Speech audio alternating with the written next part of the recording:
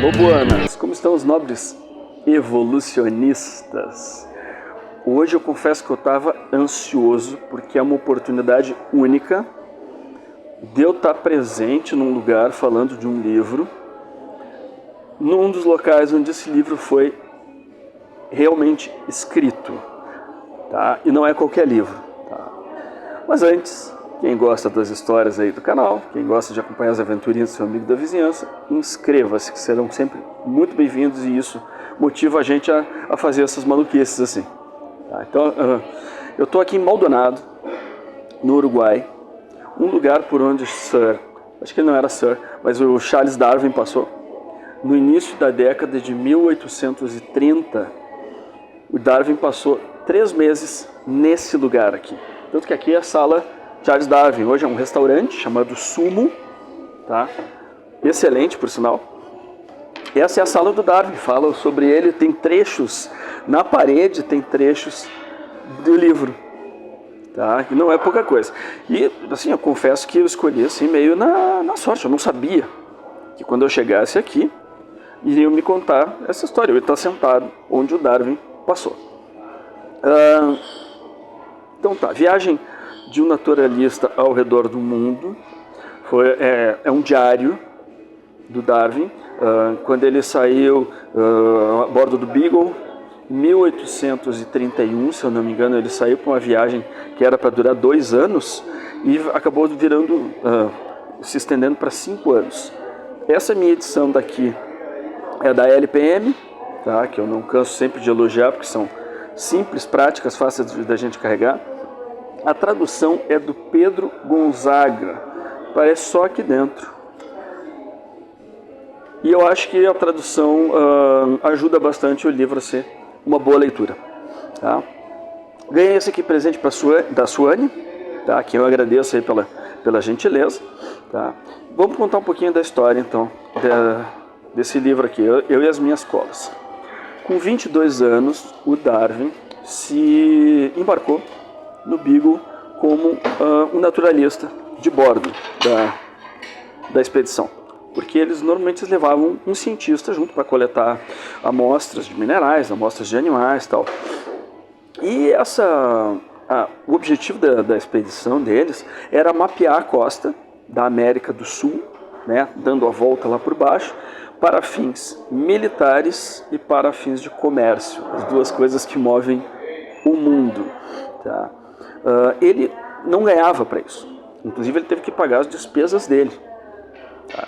Mas ele teve a honra, vamos dizer, de fazer esse caminho todo, que inspirou muito as observações dele, a depois ele desenvolver a teoria da evolução.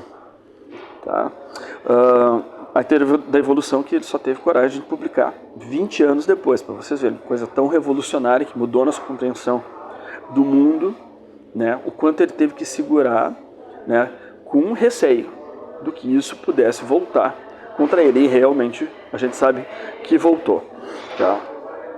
A obra é muito acessível, é fácil de ler, tá? Ela é recheada de apontamentos, ela tem um pouco assim do que eles estavam fazendo, conta o lugar onde eles estavam, tá? Ele passa pela África no início, costeia o Brasil, passa ali pelo Rio de Janeiro, Fernando de Noronha. Ele fala do Corcovado. Na nossa cabeça, imagina o Corcovado sem o Cristo, Corcovado pelado. Tá? É a impressão que ele tem. Passa por São Paulo e aí vem descendo, até que ele chega aqui nessa localidade de Maldonado, aqui, em que ele fala o seguinte, ó. Passei 10 semanas em Maldonado, tempo durante o que se produziu, durante o qual se produziu uma coleção quase perfeita de animais, pássaros e répteis. Tá? E ele fala mais um pouquinho aqui de Maldonado. Maldonado se encontra situada à margem norte do Prata, não muito distante de História. Uma pequena cidade abandonada e extremamente tranquila. Até hoje é uma cidade pequena e tranquila, mas eu achei muito legal o clima, assim. As ruas são abertas formando um ângulo reto entre si. Ao centro vê-se uma grande praça ou largo, exatamente aqui atravessando a rua. Tá? Então é uma experiência, vamos convir que é uma experiência interessante. Né? Coisa de 200 anos atrás, gente. Eu sei que daí ele vai descrevendo muito dos animais que a gente vê aqui. dos pássaros, fala sobre a capivara, tá? No Taim, passando ali pela reserva do Taim, capivara, depois ele descreve a capivara, ele descreve vários mamíferos, ele diz aqui que ele trouxe quantos animais? Deixa eu ver. Conseguiu coletar 1.530 espécies fósseis, 3.900 espécies preservadas, que hoje eu acho que a grande maioria está no British Museum. Então, quantidade de coisa que ele vê. Bom, eu estou aqui no Museu de História Natural aqui de Montevidéu, a gente veio dar uma passada e por coincidência, isso aqui é um gliptodonte, né? É um tatu gigante do tipo que o Darwin identificou quando ele estava passando por essa região aqui. Eu vou só ler o que ele fala sobre o bicho aqui, ó. No depósito Pampiano Embarrada, encontrei a armadura óssea de um animal gigantesco, semelhante ao tatu, cujo interior, quando a terra foi removida, parecia um grande caldeirão. Então, esse aqui é o gliptodonte, do tipo que o Darwin viu quando esteve aqui. Bom, a gente está agora aqui no Museu de Arte Pré-Colombiana e Indígena. Dá um oi para a câmera aí, Magrão. Estou aqui com meu fiel escudeiro. Então agora, ó, Darwin falando sobre esse bicho aqui, ó. Em Punta Alta temos uma seção dessas planícies, recentemente formadas, que é muito interessante pelos numerosos e extraordinários restos de gigantes animais terrestres ali soterrados. Primeiro citarei pedaços de 3 cabeças e outros ossos do Megatherium. É esse animal aqui, ó, que é a preguiça gigante. Outra coisa que impressiona muito nesses relatos dele é a abundância da fauna, numa época pré-industrial. Tá? Hoje a gente não vê mais. Isso descreve manadas e manadas e manadas. Fala outra coisa que me chamou a atenção, vagalume.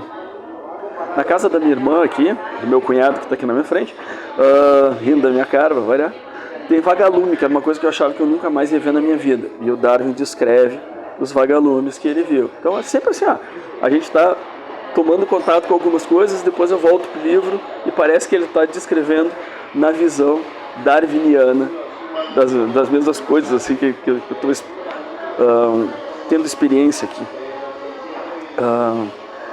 Assim, o Darwin, ele, ao mesmo tempo que ele está maravilhado com o que ele está vendo, parece uma criança numa loja de brinquedos, assim, que não sabe o que vai escolher primeiro, ele é muito cirúrgico, sabe? Ele não se perde em grandes divagações. Tá? Ele fala que o povo daqui era muito inculto, inclusive ele fala mal do gaúcho, que eu achei engraçado aqui. Ó, falando sobre o gaúcho, tá? Esses indivíduos possuem aparência muito notável, são geralmente altos e elegantes, mas têm na fisionomia uma expressão de altivez e dissolução que lhes cai mal. Deixamos uma péssima impressão do Darwin. Tá? Com a mesma facilidade com que te cumprimentam, dependendo da ocasião, podem cortar a tua garganta. Tá? Então é isso, é essa brincadeira sempre. Viagem, descrição, né? Inclusive descobriu espécies novas, tá?